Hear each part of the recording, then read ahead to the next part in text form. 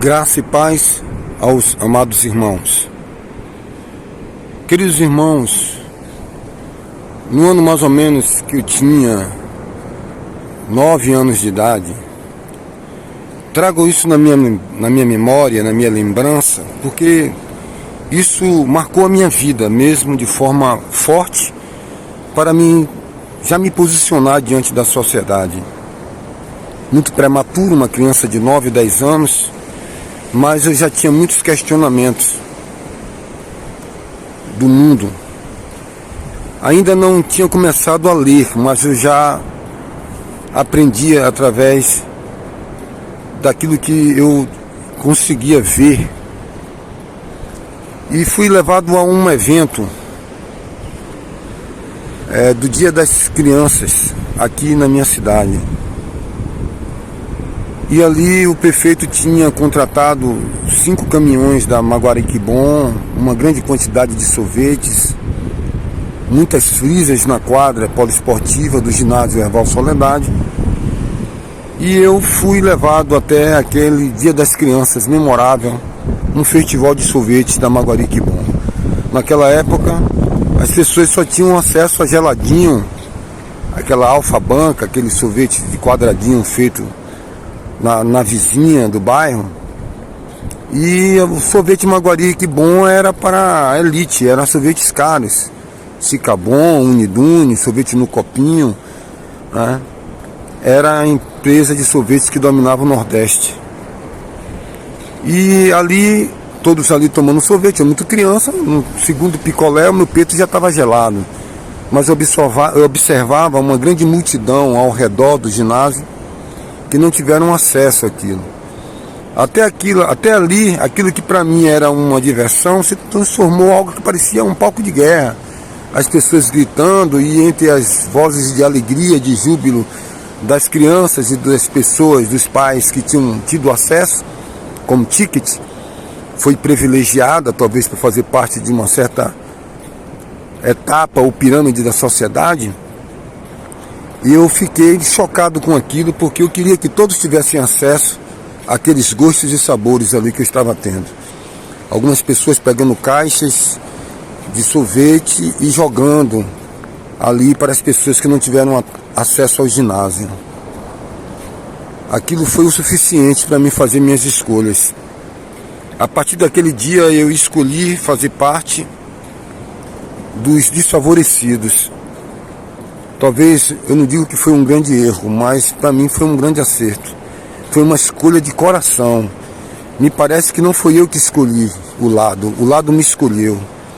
Então eu passei a torcer pelos times na área do futebol, dos esportes, os times sempre mais fracos, os mais humilhados. Passei a escolher na escola, quando a professora dizia: vamos agora separar os grupos para fazer o mapa, para fazer o trabalho escolar de história, de geografia, de ciência. Os mais inteligentes tentavam me escolher, e eu sempre ficava com os índios e negros, com os descendentes, com aqueles que faziam parte daquilo que eles dizem a banda podre, ou os que não tiveram acesso, que não tiveram privilégios, né? E eu escolhi esse lado. E fazia esse lado ganhar. No baba do bairro, quando dividia, eu fazia parte, eu escolhia o lado mais fraco. Eu tentava fortalecer o lado mais fraco. E assim, quando eu, já na matriz das religiões que fundaram esse Brasil, o catolicismo romano, eu com muita vontade até de ingressar na vida eclesiástica, fazia parte de peças teatrais, grupos, jovens, e comecei a pesquisar já nos meus 12, 13, 14 anos, e vim a entender que naquele momento eu estava fazendo parte dos opressores, daqueles que queimaram pessoas por fazer um chá de camomila, acusado de ser feiticeiro porque ia de encontro aos ritos ortodoxos e teológicos daquela religião dominante, aquele império chamado Igreja Católica Apostólica Romana. E eu entendi que eles começaram a ganhar, e quem mais ganhou e quem mais lucrou com o mercado de escravos, que construíam seus grandes e megalópolis templos, que hoje estão aí tombadas pelo patrimônio cultural, que carregavam aquelas pedras-sabão, foi o trabalho escravo. Eu entendi então que os jesuítas, que eram enviados a enfiar goela abaixo a religião, muito mais do que trazer o evangelho, mas de expandir os seus territórios imperialistas em nome da religião, que usava-se o evangelho de Cristo em questões de estratagema para com a miséria, a pobreza e a desinformação. E os massificadores, os condutores de massa, os hábios, conseguiu dominar esse país por muitos anos. E eu comecei a entender que eu fazia parte daquela banda podre, que mesmo tendo muitas pessoas sinceras e verdadeiras, que levavam a lenha para queimar e manter aceso o fogo da religião, o fogo da ignorância, da estupidez e do monopólio. Então eu me revoltei contra aquela situação de idolatria, de heresias, de inquisições, de política, e passei para um outro grupo que eu entendia que talvez estivesse do lado dos pobres, e que eram os protestantes. Aqueles que protestavam contra as desigualdades, contra a ignorância espiritual, aqueles que cumpriram por muito tempo o seu papel como um equilíbrio da conduta, da moral e da ética. Então eu abracei, eu julguei, eu me encontrei. Naquela época eram prostitutas, ladrões, desfavorecidos e favelados, onde fomentava nas favelas, nos presídios, nos prostíbulos, a anunciação daquele homem que poderia tirar do ostracismo e da ignorância essas pessoas. Era aquele que dava vez, era aquele que olhava para a religião dominante de sua época e dizia: os ladrões e as prostitutas entrarão primeiro do que vós no reino de Deus. Eu acreditei piamente nisso, e é verdade, e eu mergulhei. Então aquilo que me fazia realizado de que eu estava lutando no lado certo, com o tempo veio então a deteriorização, foi se mesclando dentro desse ajuntamento. Políticos foram tendo ascensões dentro do que se diz ministério, desembargadores, pessoas que de forma prematura, inércia, eram colocados como representantes, como ditadores das normas e condutas. E aquilo que para mim era o grande auge do protestantismo, da exclusão social e da inclusão social, de valorizar as pessoas pelo que elas eram e são, começou a entrar em bancarrotas. Então, amados, eu entendi que aquilo não era mais do meu lado. De forma muito triste eu passei a entender que aquilo não era aquilo que eu queria para a minha vida, e que eu estava de alguma forma levando outra vez a lenha para acender o altar da idolatria, o altar do hedonismo, o altar do egocentrismo. Eu vi que aquilo não era mais protestantismo, que essa religião deteriorada, caricata, essa religião não conseguia mais preencher aquilo que eu fiz na minha adolescência, as minhas revoltas das desigualdades sociais e das injustiças. Então, mais uma vez, eu estava perdido e só. E agora, aquilo que eu era levado ao auge das mensagens, eu comecei a ir de encontro. Mais uma vez, bater de frente, vir no sentido contrário, remar contra a maré. Aquilo que eu acreditava que onde eu estava fazia, já não fazia mais, porque tinha sido comprado pelo poder. A religião protestante, que era oprimida, passou agora a ser a opressora, fazer parte do quo-status, a trazer à baila e para dentro de si as mesmas festividades idólatras e pagãs que eu via no mundo, só que com outras nomenclaturas. Quando o nosso irmão João disse: filhinhos, cuidado com os ídolos, ele não se referia a imagens só de gesso, de barro, de metal e de madeira. Agora existia ídolos vivos. Existia os grandes presidentes, fundadores de grandes empresas com seus CGC, seus CNPJs, com suas juntas de consultoria, marketing e advocatícia.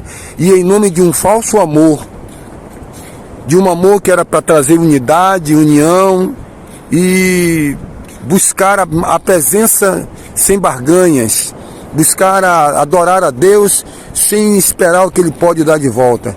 E aquilo passou a ser um jogo de comércio, um jogo de imperialismo. E aquilo foi me matando por dentro, e eu fui tentando me convencer de que eu era o patinho feio da história, que eu que estava errado, que era impossível daquela coletividade, aquela multidão estar errada, e eu, um só no meio de tudo aquilo, está enxergando ou vendo que eles estão errados. Isso eu tentei me convencer por um bom tempo, mas a minha alma rejeitava as propostas e os convites do Espírito Santo, que tentava me guiar a toda a verdade. E eu lendo, e eu pesquisando, e eu estudando, e eu lendo mais, pesquisando mais, me aprofundando na leitura, nas pesquisas antigas. Chegou um momento que não dava mais para sustentar, não dava mais para ser um fantoche, não dava mais para engolir camelos e acuar mosquitos. E eu vi que a minha voz não era mais ouvida, que a mensagem não se encaixava mais com aquela realidade. Como eu disse, os oprimidos passaram a ser os opressores. E eu precisava agora estar na solidão, me reconstruir. Eu precisava entender que não era bem isso que eu quis para a minha vida. Eu espero que você compreenda esse meu diálogo. Eu não sou uma pessoa amargurada, porque talvez você possa dizer assim: poxa, ele não teve ascensão na vida religiosa e ele se revoltou porque ele não teve oportunidade para crescer, para ter um grande campo missionário. Muito pelo contrário, eu tive muitas oportunidades, mas se eu quisesse ser burguês ou empresário, eu não precisava ter abandonado e feito tantas escolhas que para tantas pessoas foram as escolhas erradas. Também eu não digo que os dias passados são melhores do que esses dias. Isso não provém da sabedoria, disse Salomão. O meu problema, o meu diálogo não é fruto de problemas ou fruto de decepções, de angústias, não. Eu entendo a linha evolutiva, que tudo que eu passei foi para me aprender, para me reconstruir, para me entender que esse era o momento. Eu tinha que passar por isso através de um construtivismo, de uma experiência empírica, real. E não eu ser uma sombra de ninguém, ou eu de repente aprender o evangelho por alguém. Parece que eu estou sozinho aqui, nessa praia deserta, mas eu não estou só. Ninguém nunca está só. Se entende realmente que Deus, Ele sempre está com você. Por que eu resolvi gravar esse vídeo? Eu poderia continuar calado, mas não, eu tenho uma voz. As minhas decepções foram fruto das minhas profundas buscas. Hoje você está vivendo uma etapa de vida. Você acha que uma pessoa que acaba de comprar um grande carro na concessionária e ter uma casa muito bela, comprada num condomínio melhor, ele deseja a vinda de Cristo? Que se Cristo aparecer nas nuvens, ele vai ficar tão feliz assim? Quando o apóstolo Paulo disse: a vós que sois atribulados, descansa juntamente conosco, quando se manifestar o nosso Senhor e Salvador Jesus Cristo. É os que são atribulados, o descanso, a alegria, o maranata de ver Cristo voltar. Então a minha pergunta, o que eu quero que você entenda, é que isso é um fator psicológico, que nós vamos estar trabalhando conforme a psicologia. Se eu estiver bem, com dinheiro, eu estou alegre. Quando o apóstolo Paulo disse: eu sei passar por tudo, tanto ter como não ter, porque agora quem condiciona o mover da minha vida, o meu existir, aquele agora que dá a nota musical para a minha vida, é Jesus Cristo, porque eu posso todas as coisas naquele que me fortalece. Ou seja, Paulo não era mais um ser condicionável ou condicionado às situações que cercam ele. Ele era uma pessoa agora que estava totalmente ligado a Cristo. Não mais vivo eu, Cristo vive em mim. Se eu tiver de fazer alguma coisa aqui, que seja Cristo na minha vida. Ele mesmo dizia que aqueles que são de Cristo Jesus crucificarão suas paixões, a sua carne. Então assim eu comecei a entender as coisas.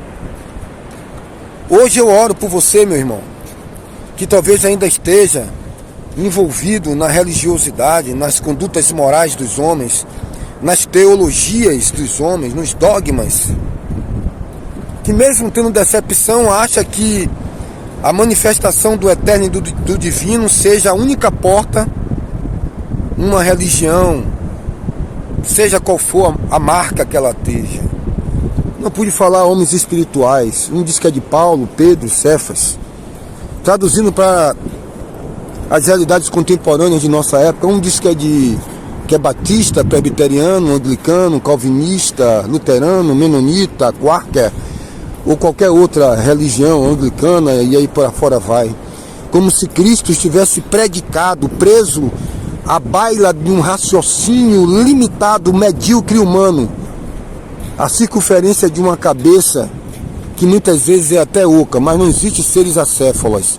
Todos têm um cérebro. Mas o grande problema é o co-status. É estar na esfera de conforto, na zona de conforto. Isso é muito gostoso, é muito bom. A religião, ela aquece. É difícil você estar solto, livre no mundo e não ser amado pelo mundo. Essa coletividade às vezes nos destrói, sabe? Todo mundo juntinho ali, como um caminhão de tomate, todos parecidos. Ninguém questiona, todos enxergam os erros, as injustiças, os pecados sórdidos cometidos por aqueles que devem ser o exemplo, todos. Mas a maioria fica calado, porque ninguém quer se posicionar, porque o martelo vai aonde? No prego que aparece. O poder opressor daqueles que não querem perder o seu poder político vai aonde?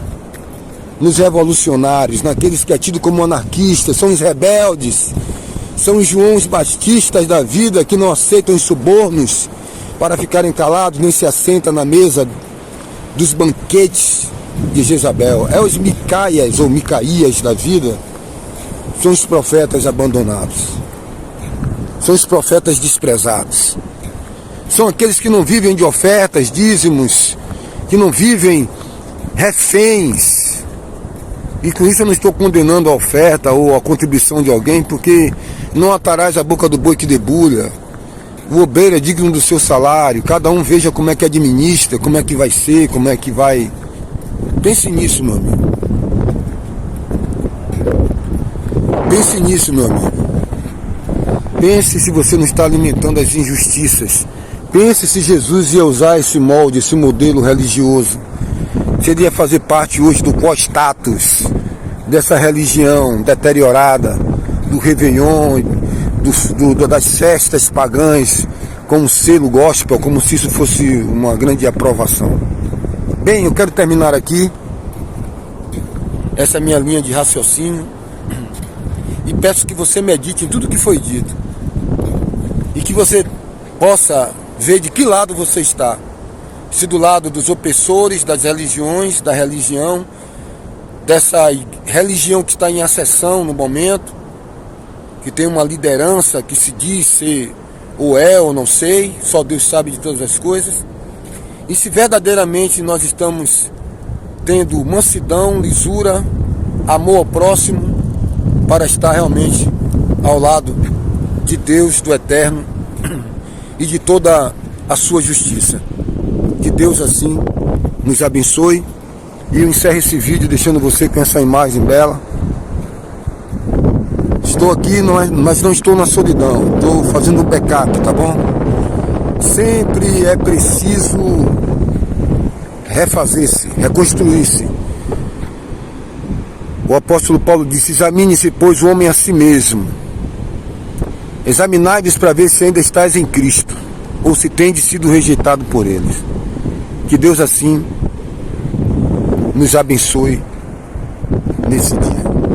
Um grande abraço a todos vocês, irmãos. E eu encerro aqui essa mensagem de hoje. E e espero que tenha sido útil para você. De que lado você está e qual tem sido o seu papel? Pare de acender o crepitar das religiões que fomenta não o amor, mas a competitividade, a divisão entre crélegos e leigos. Medite nisso. Muito obrigado.